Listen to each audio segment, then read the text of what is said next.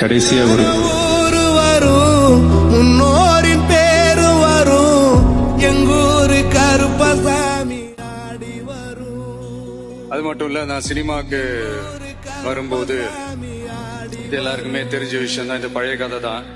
நான் ஃபேஸ் பண்ணாத விமர்சனங்கள் இல்ல, நான் ஃபேஸ் பண்ணாத அவமானங்கள் இல்ல, இந்த மாதிரி நிறைய காயங்கள், அதெல்லாம் தாண்டி தான் வந்திருக்கிறோம்.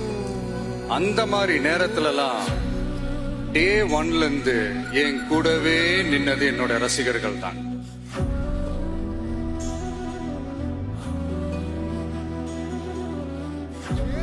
ஒரு நாள் 2 நாள் இல்லைங்க, கிட்டத்தட்ட ஒரு 30-33 வருஷத்துக்கு மேல என் கூடவே நின்றுக்கிறாங்க.